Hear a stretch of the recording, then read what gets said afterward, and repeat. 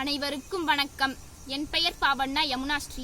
நான் சுப்பிரமணியன் செட்டியார் குருகுலம் மேல்நிலை பள்ளியில் 12ஆம் வகுப்பு படித்து வருகிறேன். நான் இன்று உங்களிடம் பேச எடுத்துக்கொண்ட தலைப்பு இயற்கையை எதிர்கொண்டு இயந்து வாழ்தல். இறைவன் படைத்த ஈடு இணையில்லா படைப்பு இயற்கை. இந்த மாபெரும் வளம் இறைவன் மானிடனுக்கு வழங்கிய மகத்துவமிக்க பரிசு.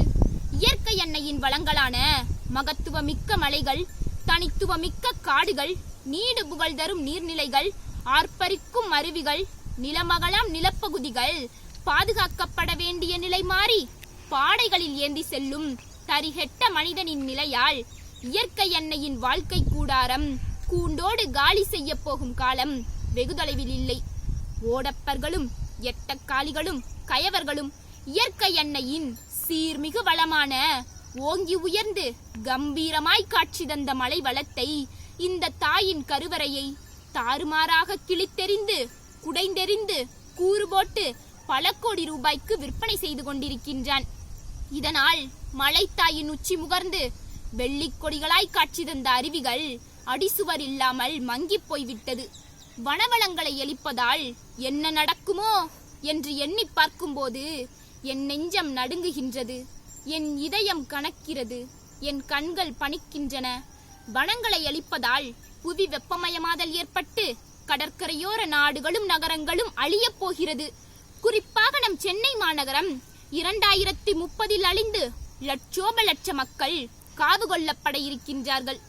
இதைவிட கொடுமை சில தனியார் நிறுவனமான பெப்சி, கொக்கோ கோலா, நெஸ்லே, புற்று ஈசல் போல் தினம் தினம் உதயமாகும் குடிநீர் நிறுவனங்கள் நிலத்தடி நீரை உறிஞ்சி பூமி தாயின் கருவறையை காலி செய்து மலடியாக்கிக் கொண்டிருக்கின்றனர். மண் என்பது ஜீவாதாரம், அன்ன ஆதாரம், நீராதாரம். இந்த உலகின் மிக பெரிய விஷய மெய்ஞானமே மண். இந்த மண்ணை தோண்டி தோண்டி விற்பனை செய்து கொண்டிருக்கும் குள்ளநரிகள் இயற்கை தாயின் மீது சுகமாய் படுத்துக்கொண்டு அதன் விழிகளை கொடூரமாய் குத்திக் கொண்டிருக்கிறது. இயற்கை வளத்தை கெடுக்கும் வரலாற்று பிழைகளால் மனித குலமே மாண்டு போகும் அவல நிலை அன்றாடம் அரங்கேறுகிறது. இந்த மண் நாம் வாழும்போது நம்மை சுகமாய் சுமக்கிறது, வாழ்ந்து முடித்த பின்பும் நம்மை சுமக்கிறது. மானிடா, மண்ணை புண்படுத்தி மண்ணாக போய்விடாதே, பண்படுத்த பழகு. இயற்கை வளங்களை எலிப்பதால் எத்தனை கொடுமைகள் அன்றாடம் நிகழ்ந்து கொண்டிருக்கிறது. சிட்டுக்குருவி சிட்டுக்குருவி சேதி தெரியுமா என்ற பாடல் என் காதில் ஒலித்து கொண்டுதான் இருக்கிறது. ஆனால் சிட்டுக்குருவியையே காண முடியவில்லையே. எனதருமை மாணவ சகோதரமே, இயற்கை என்பது காக்கப்பட வேண்டும், பாதுகாக்கப்பட வேண்டும். அதை அழிக்கும் நாசக்கார கூட்டத்தின் இழி செயல்கள் தடுக்கப்பட வேண்டும், தடுத்து நிறுத்தப்பட வேண்டும்.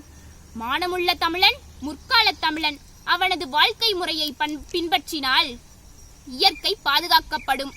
மானமுள்ள தமிழனிடம் ஒரு காலத்தில் இருந்த கலாச்சார பண்பை மீட்டெடுக்கும் முயற்சி, பழைய கிணற்றை தூர்வாரி ஊற்றுக்கண் திறக்கும் முயற்சி. செயற்கையான மின்சக்தி வரும் முன் இயற்கையான நிலவொளியில் மனிதன் வாழ்ந்திருக்கின்றான் என்பதை நிலவு பயன் கொள்ளும். நெடுநிலா முற்றம் என்றும் ஞாயிறு போற்றுதும் ஞாயிறு போற்றுதும் என்று சிலப்பதிகாரத்தில் இளங்கோவடிகள் போற்றியுள்ளதிலிருந்து நாம் தெளிவாக புரிந்து கொள்ள முடியும்.